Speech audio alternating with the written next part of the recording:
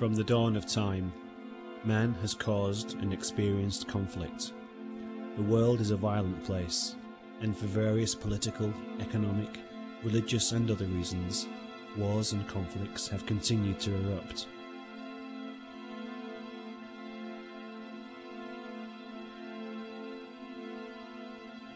For more than 5,000 years of man's existence, the means and methods by which men destroyed each other in war changed only little. But in living memory, they have changed so drastically as to be quite literally beyond the imagination of the soldiers and commanders who have gone before us. Then, suddenly, man developed a unique approach as he unleashed his terror and his war, especially on his children.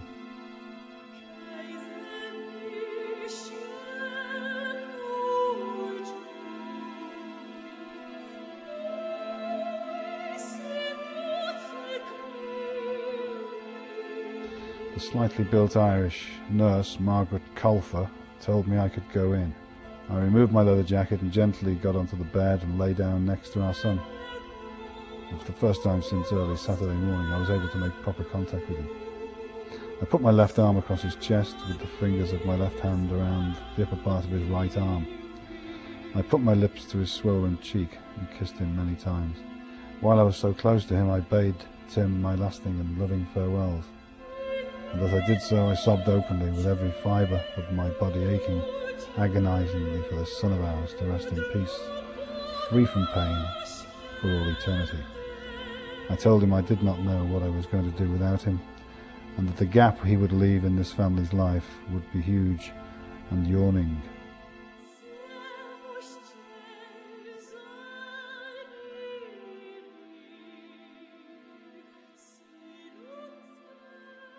Tim died gently with great dignity, with his dad holding on to him to the end.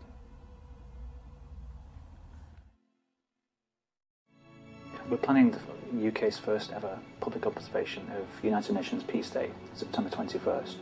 Not just planning the event, but encouraging every school in Rochdale, which is 98, to construct a peace stove and to assemble in a rally, similar to Remembrance Day, but to observe peace instead of remembering war. As well as planning the event, all schools, we're encouraging them to start their road to peace for every school, children from 5 years old up to college age. So just talk to you about what do you think that could mean to children, especially in a town like Rochdale. Well, I think it's very important that children don't just remember war. It's right that they remember war. Remembrance Sunday is a very important day in this country. But that they observe the need for peace. And your idea is an admirable one. I think the world is full of war and hatred, and the so-called clash of civilizations is of particular importance in a town like Rochdale, where at least two civilizations are living side by side. I think what you're doing is extremely important. The world needs to celebrate and remember the fragility of peace. I think we need to make sure that the difficulties of preserving peace and what you need to do to preserve peace are inculcated as part of the education of our children. I've no doubt whatsoever that Rochdale, by taking this initiative, may well start a pattern that will persuade other communities to do something similar. Rochdale, yet again, blazing a trail. Well, for anything to keep repeating itself, it's got to be a success the first time. It seems strange. So perhaps we need to put more effort in this. Well, then I think we need to make sure that if it is going to be something that comes on, it's not organised from outside, for yourselves or anybody else, but it comes from within.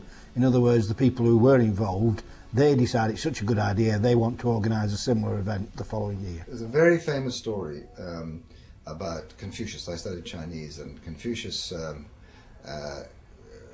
was said, now we must go and plant this tree. And one of his disciples said, but Lord, this tree takes 1,000 years to grow. And Confucius said, that's why you've got to plant it this afternoon.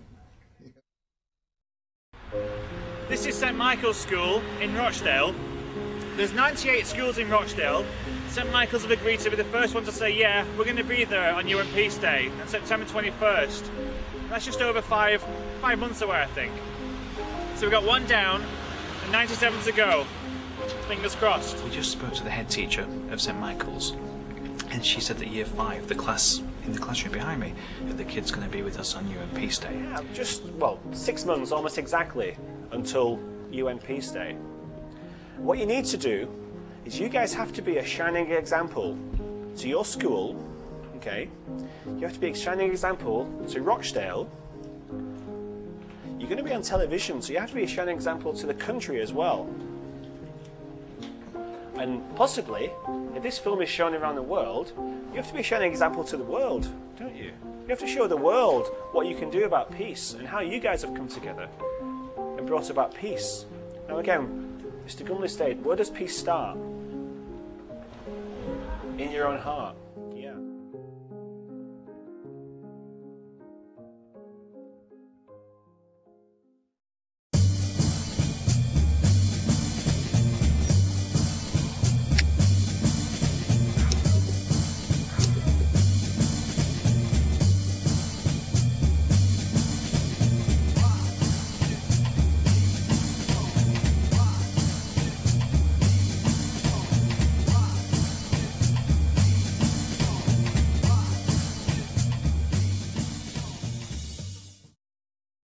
You don't have to tell children.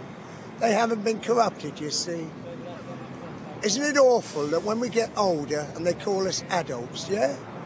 Isn't it awful that we're called grown-ups? Hey, half the time we're grown-downs. You don't have to tell children that's wrong, what's been done to other innocent kids and babes. They know, and they're very upset about it. Building peace can't be done overnight.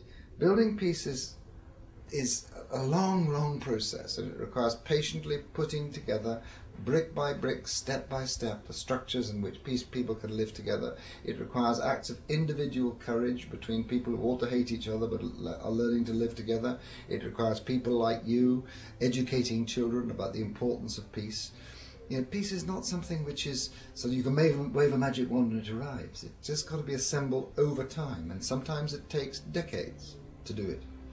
The world we live in and the world we hand on to our kids is in a terrifying mess. And you know, 99% of the world's population are peace-loving people, but that tiny fraction who believe in what they do and bomb and maim indiscriminately, they wreak a terrible price on the rest of us. And really the only view I have is that we can, if we work with young people on the whole message of peace at an early enough age, we can actually make a big difference. It strikes me as incredible now that nobody's ever said, look, the whole issue of peace should be on school curriculums throughout the world, not just in Britain, throughout the world. Whether you're black, white, Muslim, Christian, atheist, Everton supporter, Rochdale supporter, what the hell? You know, let's recognise that one of the greatest things we can do for young people is to educate them on dialogue and not violence.